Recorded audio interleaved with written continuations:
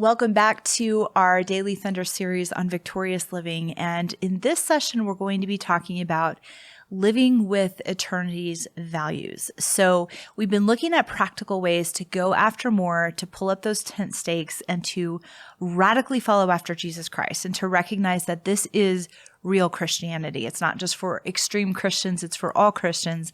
What does that look like practically in our lives? So some of the practicals we covered in the last two sessions: first, pursuing Christ first, and how do we truly pursue him first in the midst of our busy, distracted, easily distracted lives. And then we talked about removing safety cones, those things we cling to for comfort and security, just busting those out of the way and saying, Lord, I'm removing this, and letting God actually do what he wants to do in our lives. So if you missed those episodes, I encourage you to go back and watch or listen to those. In this episode, let's talk about how do we live for eternity's values. And one of the most practical ways to go after more and catch that vision of victorious living is to make heavenly decisions. And a lot of us don't approach life that way. We don't think about eternity when we navigate our day or make our daily decisions. But here's a key truth. If we want to choose radical devotion to Christ in a world of mediocrity, we need an entirely new approach to decision making. Not what do I want, but what does he want? Not what will make me happy, but what will bring him glory. And oftentimes this means making the opposite decision of what our human mind or emotions would naturally want. Now, we are surrounded by a culture that really reminds us on a daily basis that it is our right to do what makes us happy. That's looked at as a very high virtue in our culture today. But as Christians, we need to say, no, it's not about what's going to make me happy. It's about what's going to bring him glory. And amazingly, ironically, not ironically, but incredibly, when we say, Lord, it's not about what will make me happy, but what will bring you glory, and we make those decisions that maybe in the natural human tendency we have, we wouldn't make, we actually discover true happiness. We discover a fulfilled life that we could never find any other way. But it's hard to believe that when we're saying, okay, I'm choosing something that I wouldn't choose for the glory of God. Is this really going to lead to misery, or is it going to lead to happiness? I want to read to you a story from history. Is the story of Lord Craven, who was a very wealthy Christian man during a time when the plague was raging through London and thousands of people were dying. And the only escape really was to leave the city and go away to the country. Most people couldn't afford to do that, but the very wealthy could. And so most of them had fled the city long ago. And here's the story. Lord Craven lived in London when that sad calamity, the plague, raged. His house was in that part of town called Craven Buildings. On the plague, as the plague and the epidemic grew, his lordship, to avoid the danger, resolved to go to his seat in the country, which apparently means he had a different house in the country that he could go to. His coach and six were at the door, his baggage put up, and all things were in readiness for the journey. As he was walking through the hall with his hat on, his cane under his arm, and putting on his gloves, in order to step into his carriage, he overheard one of his servants saying to another, I suppose by my lord's quitting London to avoid the plague that his God lives in the country and not in town. The speech struck Lord Craven very sensibly and made him pause. My God, he thought, lives everywhere and can preserve me in town as well as in the country. I will even stay where I am. The ignorance of that servant's comment has just now preached to me a very useful sermon. Lord, pardon my unbelief and that distrust of thy providence, which made me think of running from thy hand. He immediately ordered his horses to be taken from the coach and the baggage to be taken in. He continued in London, was remarkably useful among his sick neighbors, and never caught the infection. Now, Lord Craven did a complete 180. His decision was suddenly based on heaven's reasoning rather than his own self-protective devices and safety cones. And God backed him up when he did that. He was able to help those who were sick and dying the way others who escaped, wanted to escape the death and the disease, never could, and he never caught the infection. And I love that because God had a higher purpose for him, but he had to be willing to say, it's not about my comfort, my safety, my protection, what's going to make me happy, but what's going to bring him glory. Now, that doesn't always mean we stay where we know there's danger, but if God calls us to do that, are we willing and do we trust him? Remember the 4 fishermen versus the rich young ruler. This is something we talked about in our first episode. When Jesus called those 4 fishermen, and they were mending their nets. They were with their father. They had their whole business. They responded immediately. It says that they immediately left their boats and followed him. But the rich young ruler responded with immediate hesitation. Even his desire and his passion and his eagerness to follow Christ wasn't enough to offset the fact that he would have had to give up everything, including his great possessions. So we have to choose, are we going to respond with immediate yes or immediate hesitation? I love the story of Stephen's martyrdom in the book of Acts, because it was like he saw a bigger picture. He was constantly asking during that whole process where he was speaking truth boldly in the midst of a lot of lies, in the midst of the religious leaders who did not want to hear his words. It was like he was seeing the bigger picture. He probably knew that as he was speaking that bold truth, they were getting more and more frustrated with him. He could have stopped his speech at any moment as he saw that they were getting more and more frustrated with him, but he saw something bigger that God was wanting to do. And he just kept on saying, not what is going to make it comfortable for me or make me happy, but what's going to bring glory to God. And it was all the way to the point where he received so much hatred from those around him as he stood boldly with Christ that they picked up stones and wanted him to die this violent death. But it was like he didn't even see that. He was looking up at heaven and seeing something so much bigger, Jesus standing at the right hand of the Father to welcome him into his presence. Stephen wasn't like downcast and miserable even as he was dying. His face was like the face of an angel. And he said, "Behold, I see the Son of Man standing at the right hand of the Father." And I guarantee you, when we ask Stephen someday, when we go to heaven and we meet him, he will say, "It was absolutely worth it, giving up my life for the one that I love more than life itself." How do we learn how to think that way and make heavenly decisions instead of earthly decisions? I love the scripture in Psalm 37:4, "Delight yourself in the Lord, and he will give you the desires of your heart." Now, it's easy to look at that verse and say, well, that just means if I focus on Christ, he'll just give me everything I want. But let's take a deeper look. The word delight means soft and pliable. So in order to truly delight in him, we have to be soft and pliable to his will and his work in our lives. And give in this verse means to deliver or to put. So as we delight in him, he puts the right desires in our hearts to match his desires for our lives. So as we delight in him, he gives us, he implants within us his desires for our lives. So it's not about God giving us what we want. It's about the amazing supernatural work of grace that changes our desires to align with his. One of the ways that you can know that you allowed God to work this miracle in you and you're starting to make heavenly decisions is that you start desiring unusual things, things that other people look at and say, why would you want that? That doesn't make any sense. God's the one shaping the desires of your heart. Every biblical or historical Christian hero that we look up to, if you look at their life, you'll see that they made heavenly decisions that really absolutely made no sense to natural human reasoning. Let's just take a few quick looks at some of them. Have you ever heard of the Moravian missionaries? It's this legendary story in Christian history. These two young men who heard about an island that was owned by this atheist, and he didn't want God anywhere near anybody who was on this island. He was populating the island with slaves, and he said, God will be kept away from this island. And these two missionaries actually sold themselves into slavery in order to spread the gospel among those who were going to be on this island as slaves for life. And the legend goes, I mean, there's different versions of this story, but the legend goes that as they were leaving the dock and they were pulling away from the shore and their friends and families were saying goodbye, not knowing if they'd ever see them again, that they said, "Is not the lamb that was slain worthy to receive the reward of his suffering?" That's called making a heavenly decision. They were seeing something so much bigger than the fact that they would have to give up friends and family and comfort. They were seeing the souls, the eternal souls that they could impact for the glory of God.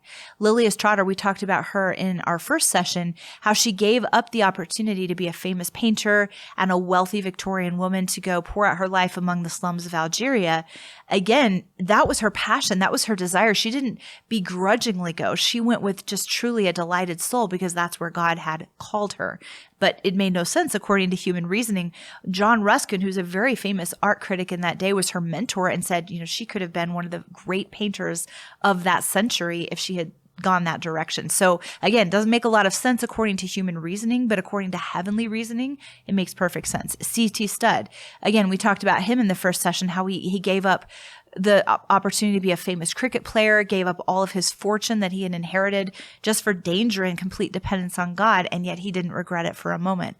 Oswald Chambers gave up opportunity and prestige and chose obscurity. Made no sense to the world, and yet he said, this is my greatest delight to give these things up for my friend Jesus. John and Betty Stam, willing to give up their lives and go where no one else was willing to go.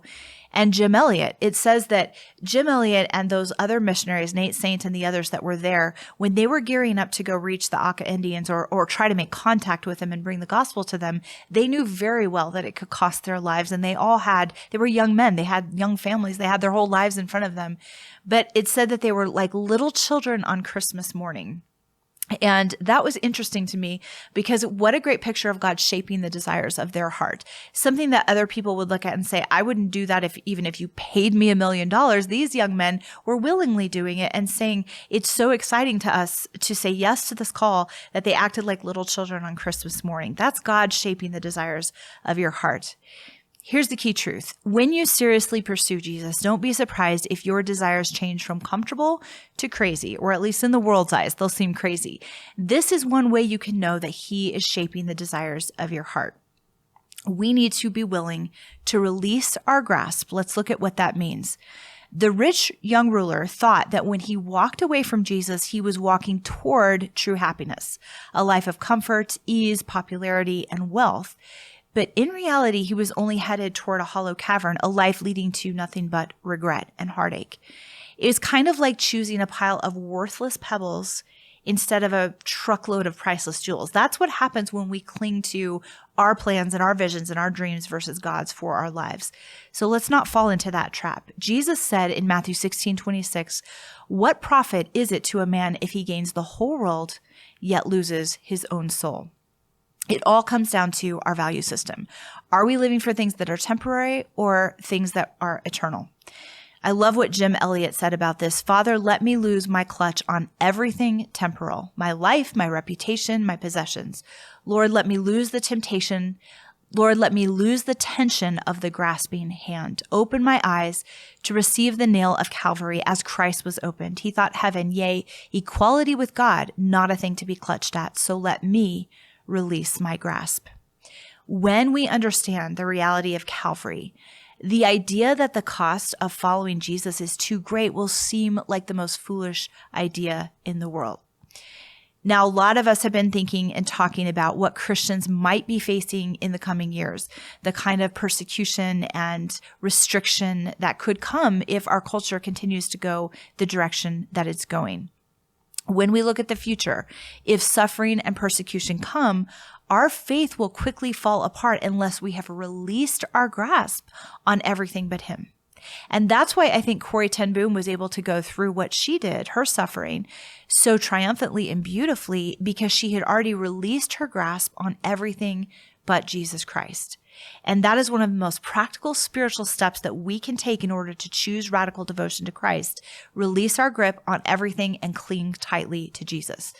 Can we release our grasp on our future, our dreams, our ambitions, our plans, our desires, our possessions, our time, our reputation, our relationships, and even our very lives? Yes, we are called to give up something to truly follow Christ. And there are a lot of counterfeit messages out there that say you can have your life the way you want it and still follow Christ. But true Christianity, as we looked at in the first session, is taking up our cross and denying ourselves and following Him and counting and letting go of our very lives for His sake and saying, Lord, do whatever you want with my life at any cost. Jesus said in Matthew 13:44 and 45, Jesus said in Matthew 13:44 and 45, "The kingdom of heaven is like treasure hidden in a field, which a man found and hid. And for joy over it, he goes and sells all that he has and buys that field. Again, the kingdom of heaven is like a merchant seeking beautiful pearls, who, when he had found one pearl of great price, went and sold all that he had and bought it." Giving up everything to gain everything. That's the moral of that story. And that's what it means to really be a Christian, to really follow Jesus Christ with all of our heart, soul, mind, and strength. Let's be like those 4 fishermen who didn't hesitate for a moment when Jesus called them. They knew that He was worth it, and so should we. In Matthew 16:24 and 25, Jesus says, "Whoever desires to save his life will lose it, but whoever loses his life for my sake will find it." If we truly take those words to heart, we will realize we can't just put a Christian label over our mediocre living. Absolute givenness to Jesus Christ is not for special Christians. It is for every Christian. Radical devotion to Jesus Christ is not easy. It will never be easy, but it is always absolutely worth it. If you ever talk to anyone who has radically given everything to Christ, whether there's someone in history, we'll probably have a lot of conversations in heaven with those people, or someone who's living now who gave up everything for Jesus' sake, they will always say that he was worth it. It was absolutely worth it. I love this quote from an old novel by John Buchan. "You have chosen the roughest road, but it leads straight to the hilltops." And that was in an Amy Carmichael book. And I thought it was so beautifully stated, because you maybe chosen the hardest road, the rough terrain, but it leads you straight to the hilltops of intimacy with Christ and God getting full glory through our lives. It is always worth it. Here's the key truth. However difficult the road may be, there can be no greater joy than one day standing before our King and hearing him say the words, "Well done, my good and faithful servant." I believe that's why Stephen was so radiant, even as he was losing his life and receiving the hatred of those around him, because he was living for that greater reward. "Well done, my good and faithful servant." Jesus gave him a standing ovation to welcome him into eternity. Normally, Jesus sits at the right hand of the Father, but in Stephen's case, Jesus stood to welcome him into eternity. And you can just only imagine, Stephen just had this bigger vision of, I'm living for eternity's values. I'm living for what matters in heaven. And that's why he died so triumphantly. And those who live triumphantly for Jesus Christ have that same perspective. The story behind the song, "I Have Decided to Follow Jesus," is one of my favorites in Christian history. It was right when Christianity was first coming to these remote villages in India, and a missionary had come to a certain village, and only one man and his family decided to follow Christ. The gospel hadn't really been able to take hold except for in this one family's life. And the chief and all of the villagers were so upset that this man and his family among the village had chosen to renounce the gods that they had there and follow Christ no matter the cost. And so they said, we are going to kill you if you do not renounce your faith. So he brought the man and his wife and his 2 sons into the middle of the village, and everyone was there. And he said, "You have one chance to denounce your faith in Jesus Christ and just say you're going to walk away from Jesus and no longer follow him, or we will kill your sons in front of you." He had 2 sons. And his response was, "I have decided to follow Jesus. There is no turning back." And he lost his 2 boys because of that decision. And then they said, "You have another chance to say no to Jesus, to choose not to follow him. And if you don't, we will kill your wife in front of you." And he said, "The world behind me, the cross before me." And his wife was killed. And then they said, "This is your last chance. We're going to kill you if you don't choose to say no to Jesus." And he said, "Though none go with me, still I will follow." And he lost his life. And because of that, clinging to Jesus above all else, that willingness to say, "I'll give up my family, I'll even give up my very life for the one who died for me," the chief said, "I am so amazed by this. I've never seen this kind of devotion to Jesus Christ. I want to become a Christian." So he became a Christian, and the entire village became a Christian because of this one man and his family's decision to say, there are no limits. Whatever we need to give up for the glory of God, we will give up. That is the kind of Christianity we are called to. It doesn't mean we're all called to give up our lives in that way, but we are called to give up our lives every single day for the glory of God. Are we willing to say, yes, I have decided to follow Jesus. There is no turning back. God bless.